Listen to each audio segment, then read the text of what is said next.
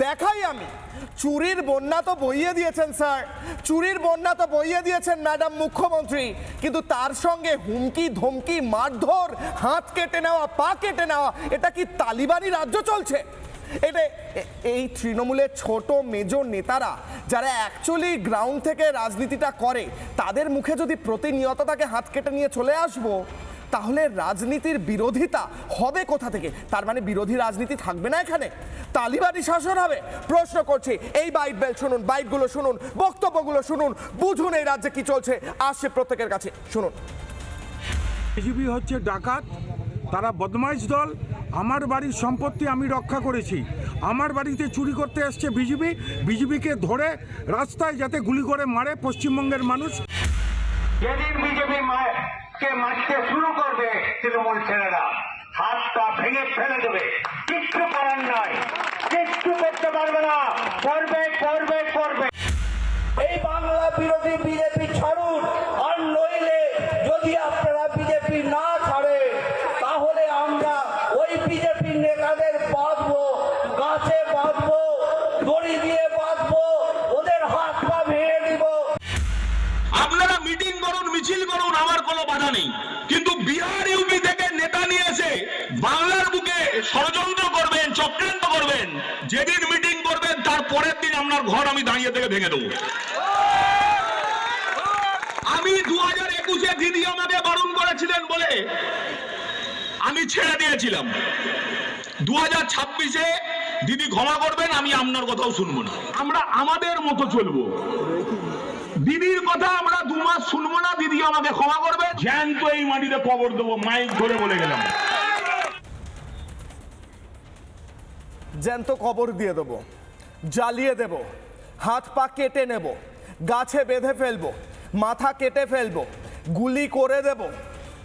কত শুনবেন তৃণমূল নেতাদের মধুর বাণী, অমোঘ বাণী?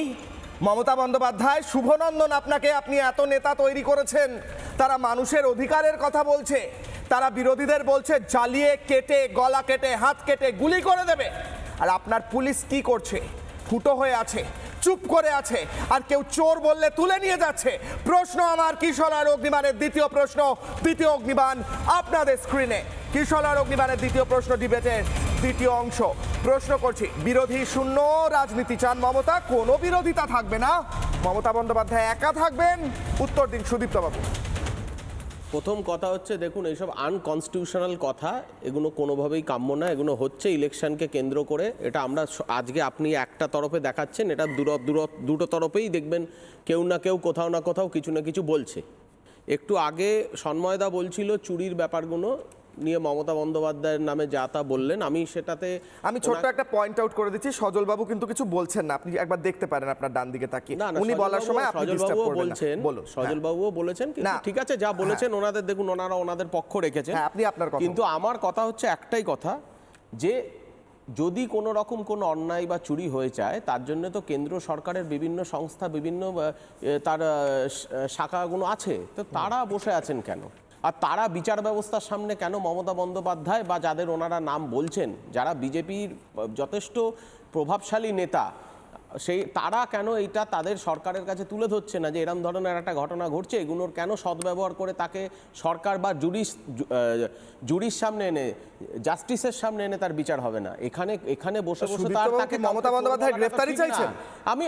আমি বললাম কি আপনাকে, যদি কাউকে এরকম ভাবে চোর বলে দাগিয়ে দেওয়া, আপনি চুরি হয়েছে বলে আপনি কি মনে করেন না চুরি হয়নি রাজ্যে? আপনারা সেটাকে তৃণমূলের কোন নেতা চুরি করেছেন না করেননি? না, কেন তৃণমূলের কোন নেতা হাত পা কেটে নেওয়ার কথা বলেছেন না বলেননি? আমি তো শুনিয়ে দিলাম, আপনি বলুন।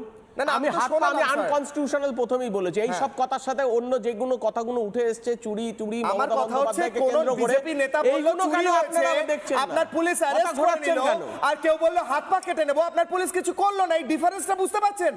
আমার প্রশ্নটা বুঝুন স্যার, আপনি একটা জিনিস ভুল করছেন, একটু আগে কিন্তু কথাটা কিন্তু হাত পা কেটে নেওয়ার না, তার সাথে ছাড়াও অনেকগুলো অ্যালিগেশন মমতা বন্দ্যোপাধ্যায় এবং তার পরিবারের বিষয়ে এসছে। সেই অ্যালিগেশনগুলো কেন জুডিশিয়ারি আপনারা ফেস করছেন না, কেন আপনারা নিজেরা বিচার করে তাদের ঘাড়ে তুলে দিচ্ছেন? আমি তো বুঝতে পারছি না, এটা কি অ্যানার্কি চলছে নাকি? আপনারা যা মনে করছেন যাকে ইচ্ছা তাই দাগিয়ে দিচ্ছেন, এটা তো ঠিক কোন না। অ্যালিগেশনটার কথা কেন বলছেন স্যার? আপনারা তাকে কোন এইখানে অ্যালিগেশনটা? মঞ্চে তাকে কোন টিভির মন্ত্রীর মধ্যে তাকে খাটের চোর তলা থেকে বলা টাকা হচ্ছে, পাওয়া যায়নি তাকে স্যার? আমরা সবাই চোর বলা হচ্ছে। হ্যাঁ? আরে তো পাওয়া গেলে কি আপনারা সেটাকে বিচার ব্যবস্থার সামনে বিচার আপনি ব্যবস্থা না, করার কে? বিচার ব্যবস্থা অন্য আপনি জায়গায়। বিচার করার কে? মানুষের আপনি চোখের বিচার সামনে করার আছে কে? কারা চাকরি চুরি করেছে। চাকরি চুরি হয়েছে কেন? যে আমি বিচার মন্ত্রীর করার আন্ডারে কে? চাকরি চুরি আরে হয়েছে তাকে দোষ দেব না? মুখ্যমন্ত্রীর নামে তাকে দুম দোষ করে দেব না? দাগিয়ে দেওয়া। যে মন্ত্রী এটা- থাকবে এটা আমি তার সমর্থন আন্ডারে করি না। চাকরি চুরি হবে, আমি বলবো না চাকরি চুরি হয়েছে, আর বললে পরে পুলিশ ধরে নিয়ে যাবে। আরে এটা কোথাকার আপনি বিচার? যখন বলছেন নিশ্চয়ই আপনি বিচার দেবেন। ব্যবস্থা আছে তো। হাত পা আমি কেটে কি নেওয়ার বলছি কথা বিচার বলবেন? ব্যবস্থা কি উঠে গেছে? সজলদা, আপনারা কেন মুখ্যমন্ত্রী, যাচ্ছেন না এগুলো বিচার ব্যবস্থার কাছে? constitutional post। হাত পা কেটে নেওয়ার কথা বলা হচ্ছে, আপনারা যান বিচার ব্যবস্থার কাছে, গ্রেফতার করান মুখ্যমন্ত্রীকে। এমনটা সুদীপ্ত বাবুও চাইছেন, গ্রেফতার হোক না মুখ্যমন্ত্রী। না, গ্রেপ্তার কেন? যদি দরকার পড়ে তাকে বিচার ব্যবস্থার সামনে না সাজা দিন, আচ্ছা। কিন্তু বিচার ব্যবস্থা করুক। আপনারা দাগিয়ে উত্তর, দিচ্ছেন কেন? সজলদা। আপনাদেরকে কে ক্ষমতা দিয়েছে দাগিয়ে দেওয়ার? উত্তর। ঠিক কথা, আমাদের কেউ ক্ষমতা দেয়নি, কিন্তু প্রথম কথা হচ্ছে দলেরও তো কিছু বিচার ব্যবস্থা আছে নাকি? দলেরও তো কিছু সিস্টেম আছে। আমি জাস্ট জানতে চাই যে আপনি এত দেখালেন এ কবর দেবে, ও কেটে দেবে, ও পুঁতে দেবে, আপনি দেখালেন না তো 30% মুর্শিদাবাদের হিন্দু মানে কয়েক লক্ষ, 4-5 লক্ষ কমসে কম হবে কি আরও বেশি হবে, তাদেরকে 2 ঘন্টায় কেটে ভাগীরথীতে ভাসিয়ে দেবে বলেছিল। সে এখন তৃণমূলের এমএলএ। আমি আপনাকে বলি যে ইলেকশন আসছে তাই আনকনস্টিটিউশনাল কথা চলছে। আপনাকে ভদ্রলোক বলতাম, কিন্তু ভাবলে খারাপ লাগে তৃণমূল করলে কি দশা হয় এদের।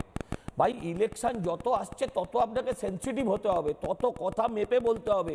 দল যদি এদের বিরুদ্ধে প্রকৃত ব্যবস্থা নিত, এদের কারণ সজলদা, যদি ফোনটা একটু সম্ভবত দূরে করে দেন, কারণ এদের আপনার কারণ ফোনের সাথে সম্ভবত- interact হচ্ছে, হ্যাঁ। আচ্ছা, একটা কথা বলি, কি করে করবে? পিসি বলছে ফাটাফাটি হবে, ভাইপো বলছে গাছে বেঁধে রাখো, হ্যাঁ, এ বলছে একটা বিএলওকে ছাড়বে না। এই যদি সর্বোচ্চ নেতৃত্বের কথা হয়, তাহলে সাধারণ মানুষ কোথায় যাবে? তাহলে এবার বিজেপিরা তারা বলবেও, তারা যেখানে শক্তিশালী হবে তারা বলবে পুলিশের ভয় দেখাচ্ছে বলে, সর্বত্র ভয় তো বলছেও না, চুপ করে সহ্য করছে।